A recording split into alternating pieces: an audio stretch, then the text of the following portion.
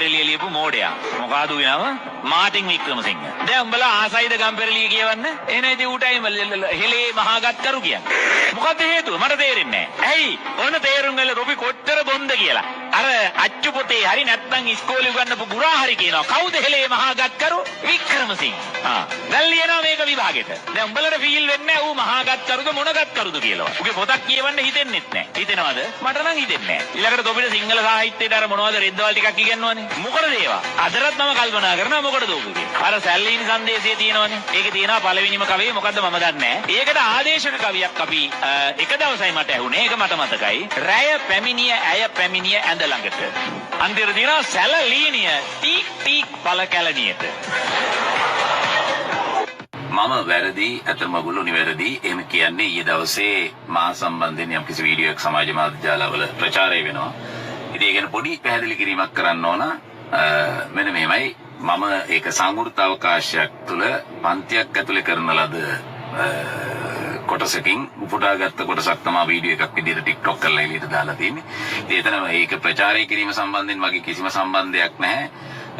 ඕක වෙන්නේ ඔන්ලයින් මුදල් ගෙවා පන්තියට සහභාගී වෙන සිසුන්ට අපි වීඩියෝ එකක් දෙනවනේ. ඒක ඇසුරෙන් කරන ලද වීඩියෝ එකක් තමයි ඒ තියෙන්නේ. ඉතින් කොහොම නමුත් එතන ඒ කතාව කියන්නේ මමනේ. ඒ නිසා කියන දේවල් හැමදේටම මම වග කියන්න ඕන. ඒ කතාව කියන්නේ මම.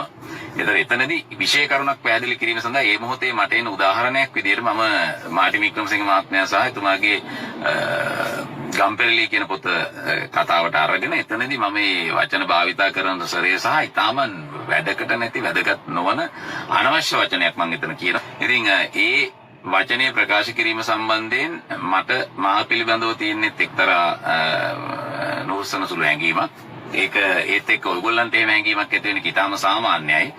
ඉතින් ඒ වචනේ හේතුවෙන් අගතියටපත් වෙච්ච ඊළඟට සිත්වලටපත් වෙච්ච සියලු පාර්ශවයන්ගෙන් මා සමාවිල්ලා සිටිනවා. මට මේ මොහොතේ කරන්න තියෙන එකම දේ ඒක. නමුත් මම දන්නවා සමාවිල්ලුවක් කියලා ඒ වෙච්ච දේ නැවත යථා තත්ත්වයටපත් වෙන්නේ නැහැ. ඉතින් මිනිස්සු අතින් වැරදි වෙනවා කියන්නේ වැරදි කරන්න අවකාශයක් තියෙනවා කියන එකත් නෙමෙයි කියන එක මම දන්නවා. මට කියන්න තියෙන්නේ මින් ඉදිරියට එවැනි දේවල් නොවන විදිහේ වගකීමක් මා සතු වෙනවා. කොහොම නමුත් ඉතින් ඒ වෙච්ච දේ වුණා ඒක වැරදි. ඒ වැරද්දට මට සමාව ගන්න එක තමයි ඔයගොල්ලන්ගේ කරන්න තියෙන්නේ. මට කෙලියෙන් ඉන්න කවුරුද කියන්නේ